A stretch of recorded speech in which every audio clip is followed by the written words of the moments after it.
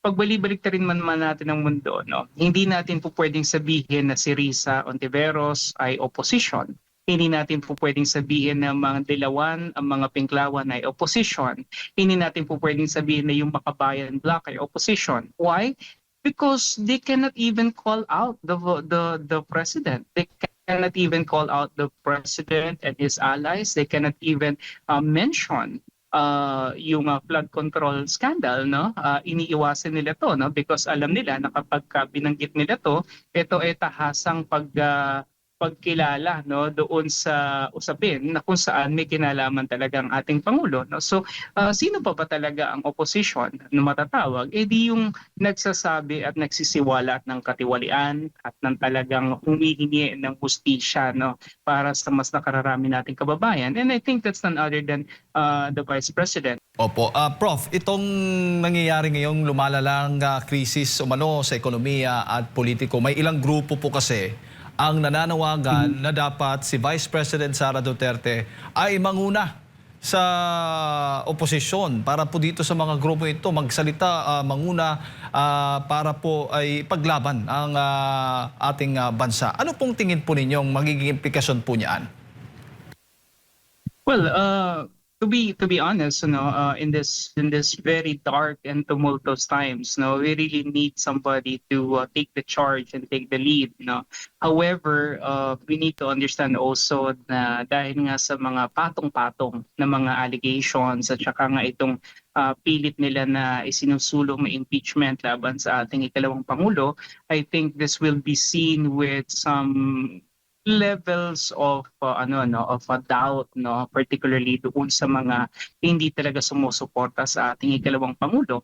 They might be thinking that this is just another ploy on the part of the Vice President to save herself from the impeachment and to actually gain political traction heading into the 2028 election. So alam naman natin yung mga binabanggit lagi ng mga moralista na kaaway at mga kalaban sa ating ikalawang pangulo. It's always the same tune, even if alam na nga nila na lumulubog tayo sa kumunoy sa pamumuno ng ating Pangulong Bongbong Marcos, pero they will choose that any time of the day kesa mapasailalim or sumuporta sa ating ikalawang pangulo, Kaya nga ito yung lagi kong sinasabi that what we're seeing right now is really more of a selective outrage, selective accountability, selective justice, It's not something na talagang gusto nating gawin dahil ayaw natin sa corruption, kundi ginagawa ng marami sa atin, ng ilan nating kababayan dahil nga sa ayaw lamang nila sa mga Duterte, So it's as simple as that.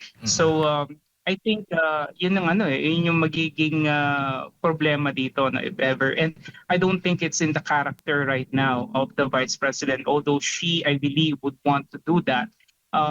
Hindi niya ito gagawin because I think she knows what will be the political implications of this, lalo nga ngayon na magsisimula na yung impeachment trial niya.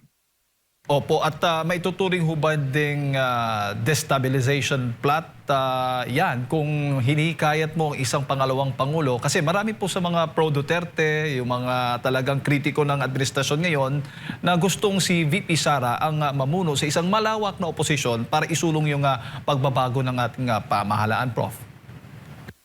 Well, even if she doesn't take the charge or take the lead in this movement as they are trying to create at the moment, I think the impression and the image that she already has for herself is already clear. That she is the only lone opposition. Okay, I mean, pagbalik-balik rin man natin ang mundo, hindi natin po pwedeng sabihin na si Risa Ontiveros ay opposition. Hindi natin po pwedeng sabihin na mga Dilawan, ang mga Pinklawan ay opposition. Hindi natin po pwedeng sabihin na yung Makabayan Bloc ay opposition. Why?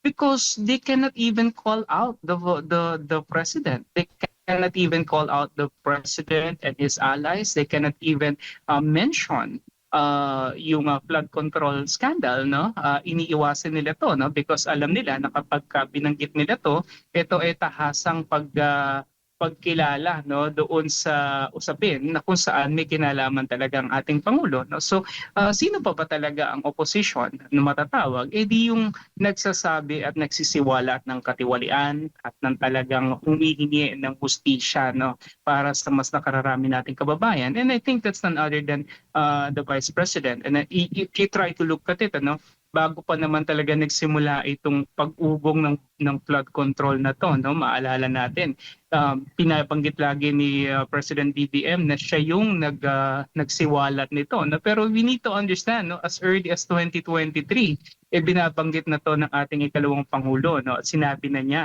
no, na ang pera ng bayan ay nandito lamang kay Martin Romualdez at saka kay Zaldico, no. Sino ba yung amo ni Zaldico at saka ni Martin Romualdez? Maliban walang iba kundi si BBM, no. It's as simple as that, no. So the only opposition right now that I'm seeing is the Vice President.